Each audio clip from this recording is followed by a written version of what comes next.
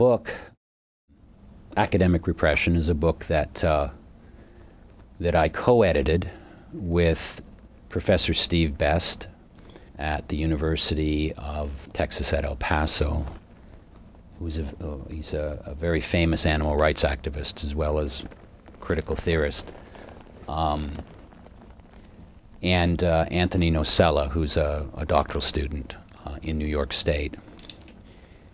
And we have collected stories from academics that supposedly had the protection of tenure and supposedly had the protection of freedom of speech. And in their own words, they share with us, you know, what happened to them, how they lost their jobs, how they were abused within their departments, how they were forced into very vulnerable positions with very little protection, and especially after September the 11th, 2001. So we're not so much looking at the politics of academic freedom and what that means.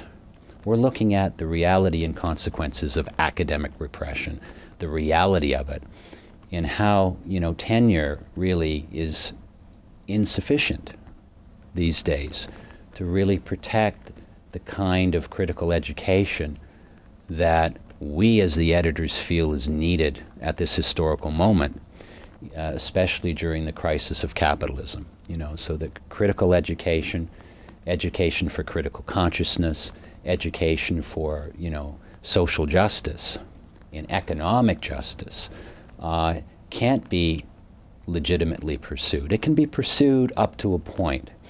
You know, I think it was Paul Goodman that said, you know, in the United States you can say anything as long as it doesn't have any effect. You know, once it starts to have an effect, you know, you're in trouble. Some words are meant to be spoken. Some things are made for never being said. If we could hear through the silence like we should.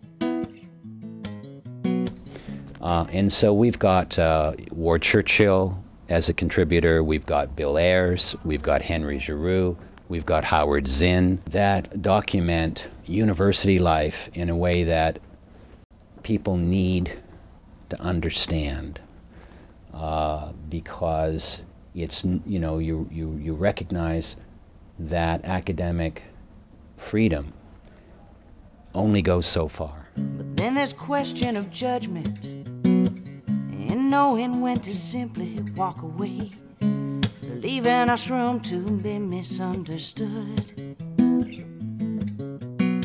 Now I don't know when to leave.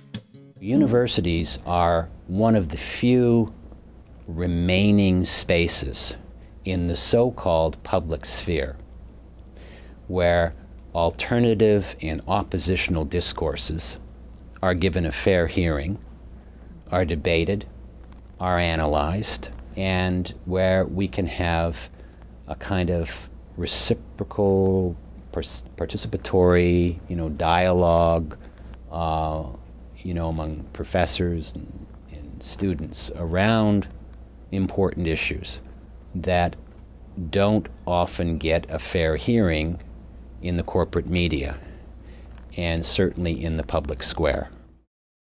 With the businessification of the university, with the corporatization of the university, with the militarization of the university, you know, with this sort of, you know, functionalist, pragmatic notion of what constitutes education, this technocratic rationality that drives the university.